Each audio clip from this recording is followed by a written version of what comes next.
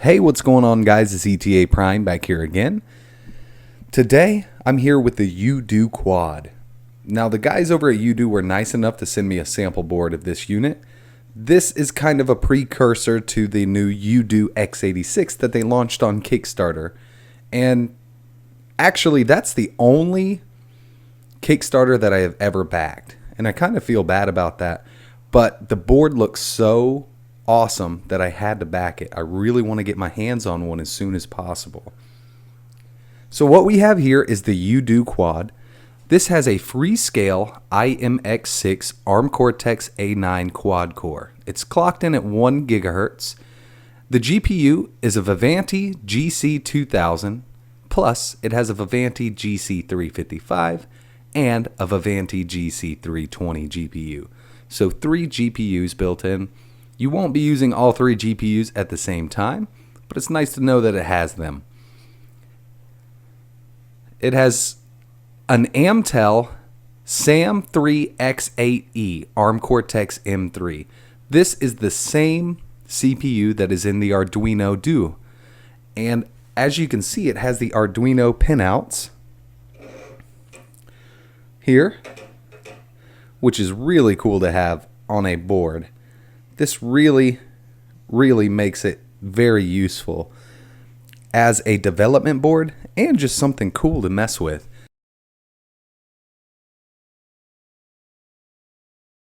So there are a lot of images that you can download for this. They have their Ubuntu version 2, Android 4.4, Android 6.0, a few Arch Linux ports. There is a Kodi build, an OpenELEC, and a Laka build. The problem with Laka right now is I cannot get it to boot. I am waiting on some help over at the RetroArch forums, but I have tried everything. I have flashed it in Windows, Linux, Mac OS X. I'm stuck at loading kernel. So I know the board works great because I can run all the other images flawlessly. It has to be something with the new Laka build.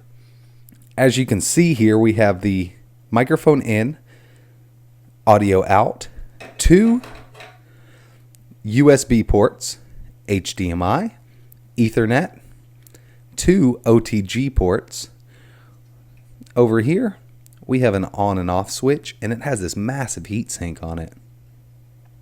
Another cool feature about this board is it has SATA power.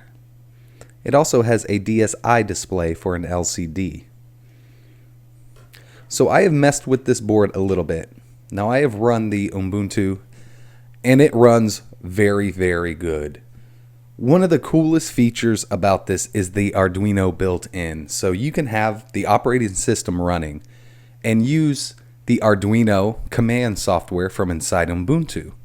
While your board's running, you can have all of your sensors hooked to the board and execute your commands from Ubuntu. Let's go ahead and get into this. And right now I'm using their Ubuntu 2.0 version.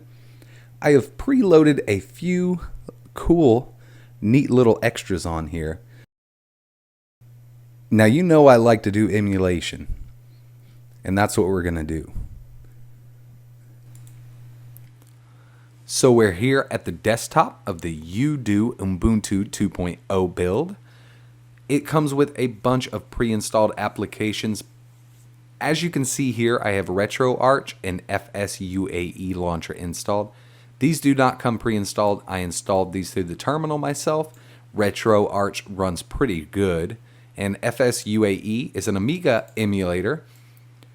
I can get it to launch, but I cannot launch a game without a scrambled screen. I'm not sure if it's even built for ARM processors. I'm going to work on it and see if I can get it to run on here. Good news is I do get the launcher up and I can start loading the games, but when it goes to the game I get a scrambled screen, so something's up. Might be the GPU not being compatible. I'm going to look into it.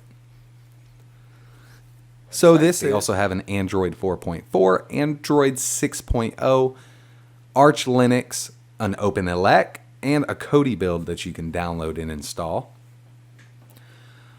One of the main draws to this unit for me was the Arduino IDE interface. Now this uses the same pinout as the Arduino R3 1.0, And it's pretty cool to have your IDE built into the same board that you're going to be running your accessories from.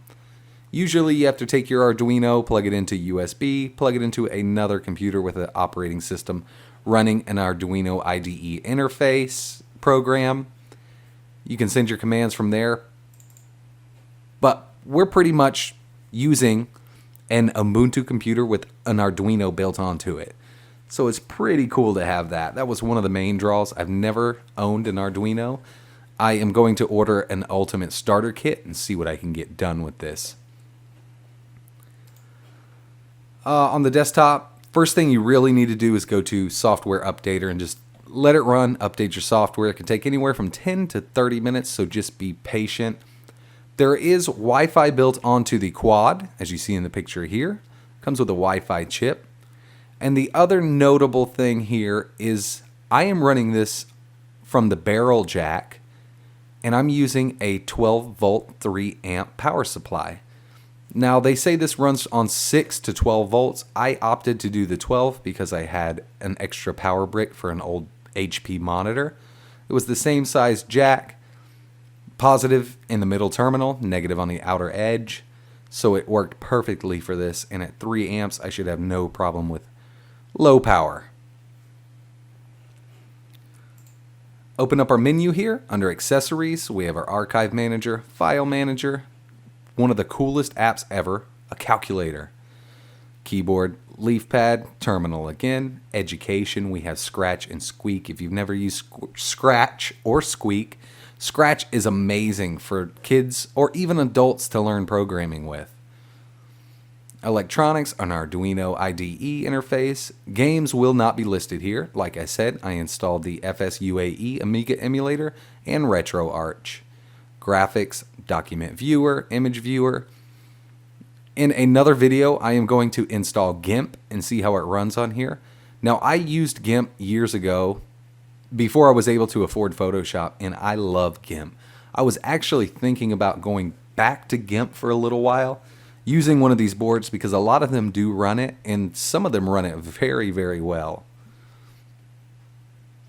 Internet comes pre-installed with the Chromium web browser. It's a really good web browser for this build here.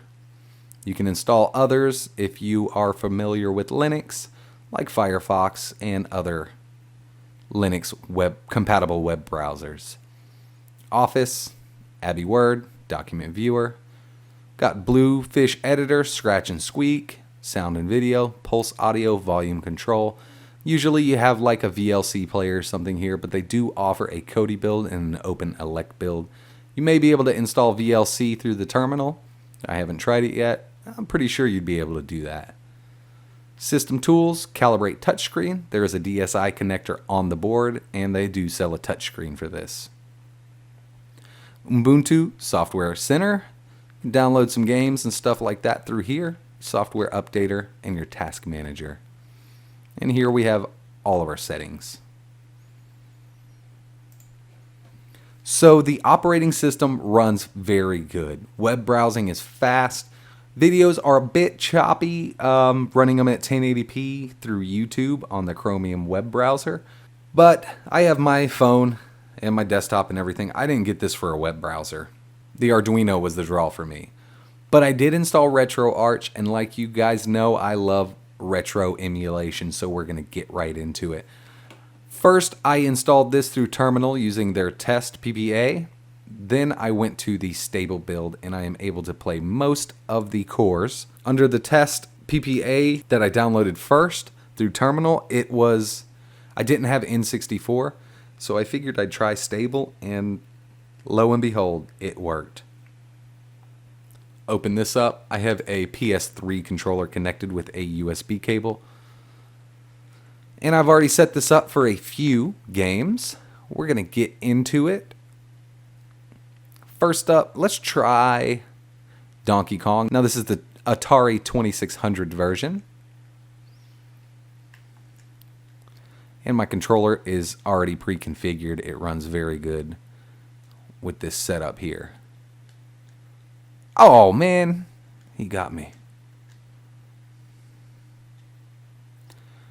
The big problem that I'm having with the RetroArch emulator is the sound, and I'm working on getting it fixed. I have crackling, popping in a lot of the emulators themselves. I've managed to get a few to work correctly, but until then, I have my sound off just to be on the safe side. And I have I'm really sucking at this. I have my center PS button on my PS3 controller configured to go back to the RetroArch menu. Now I'm using the same interface as Laka. This is the RetroArch XBM interface. When you first install this, you'll get the old RetroArch look, and I really like the way this looks. Another thing I noticed was if I was to go and start another game now, it would load the previous game. So I need to shut down the Donkey Kong Atari game that I just used. Close. Now we're ready to start something else. We're going to try SNES, and I'm going to go with Primal Rage. I am using the SNEX 9X core, and it seems to be running very well. There are tons of cores to choose from with the SNES emulator, and I'm sure others run better than some. This was the first option that I chose, so I'm going to stick with it. I've had really good luck with the SNEX 9X on pretty much every other operating system that I've used it on. Whoa!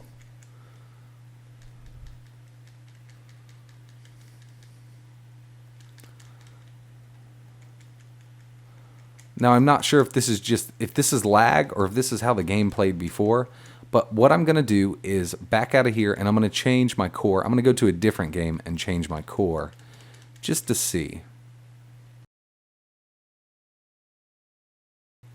Back, close that game. I'm going to try Shaq Fu. When we hit run, it'll ask us what core we want to choose. We're going to use BSNES Mercury Performance Core. See if that works.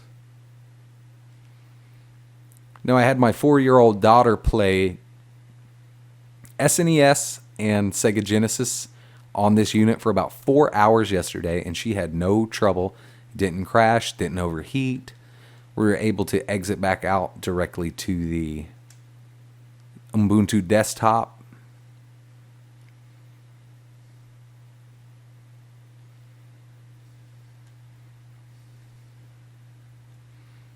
And I gotta choose Shaq.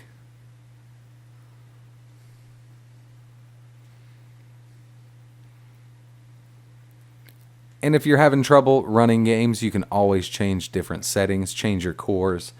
It is really trial and error when you're running something like this. The BNES Mercury, oh yeah, it seems to be running pretty good.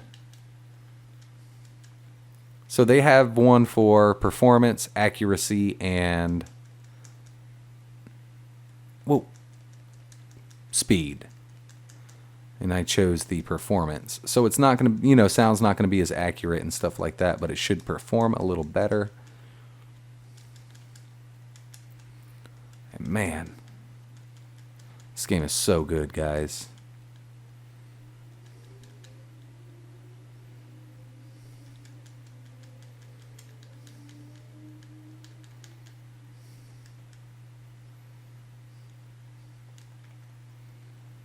So it does look really good scaled up. And like I've said in previous videos, I love the way that the screen moves in this Shaq game. It's just something about it. When it's scrolling, the scroll is really cool. We'll go back to RetroArch, close SNES, and I will try... We'll go Altered Beast first, and then we will try... I have always used the Genesis Plus GX. I'll do Altered Beast and then I'll go to Sonic the Hedgehog 2. This was one of the emulators I had sound trouble on. It was really poppy.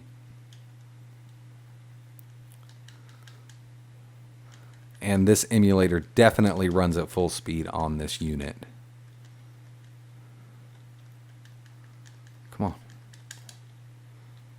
Power up.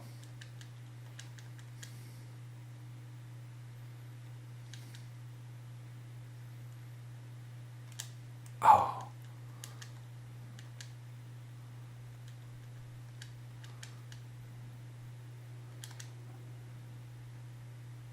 Oh, I lost my orb. Nope. Yep. Ah! I needed that.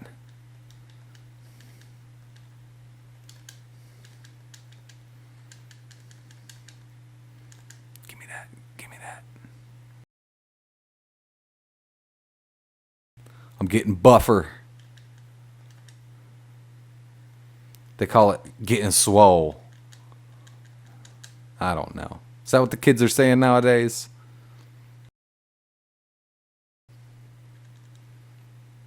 It's time to destroy some zombie heads. Get out of here.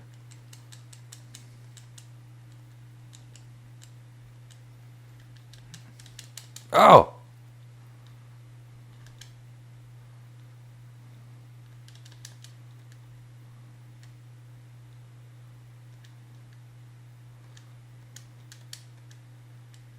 Just need to be shooting fireballs at these guys. So yeah, this run's good. Back out. Close the game. And Sonic the Hedgehog 2.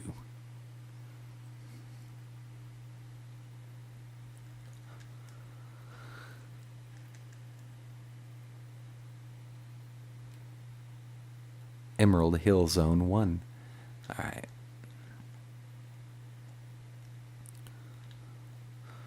So within the RetroArch emulator, you can turn VSync on or off. You can just mess with so many.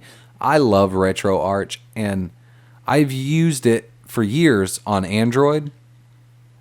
The interface was very old. You know, it was outdated to me. This new XBM interface that has come out is beautiful. They use this within the Laka TV and woo.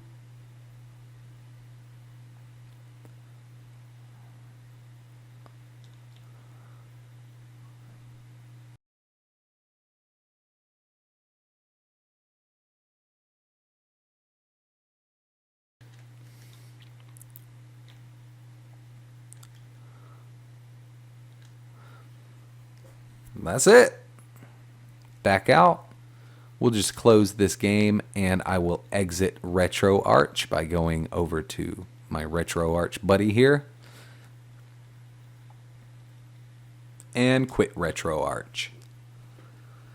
So that's it for now, guys. That's a quick rundown and overview of the UDOO Quad running Ubuntu 2.0. This is available on their website. I will leave links in the description to the UDOO website. I will also leave a link to their new Kickstarter, which is the x86 UDOO. It's going to be awesome. This is the first Kickstarter that I have ever funded, and I am very excited to get my hands on one.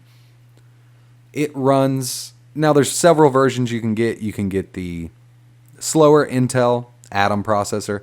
They have an X5 processor also, which is the newer Atom. But you can get it up to 8 gigabytes of RAM, 64 gigabytes of storage. The board is going to be amazing. And it's definitely going to be more powerful than the Raspberry Pi. Now, the development on it, it does run x86, so we will have Windows. They have a Windows 10 build, a Linux build, and an Android build. And from what I have seen so far, it looks like it's going to be an awesome performer. And even the 2 gigabyte lower clocked version is $89 on the Kickstarter. It's going to be worth it. It's going to be awesome, guys. That's it for now. Thanks for watching. Links are in the description. Go check these guys out and check that Kickstarter out. They're not paying me at all. They sent me a demo board to review. I love these single board computers. That's why I do this, guys. This is my hobby. I love doing it. I love seeing how they'll run. And I cannot wait to get some more power in my hands with a new x86 single board computer. Like always, thanks for watching.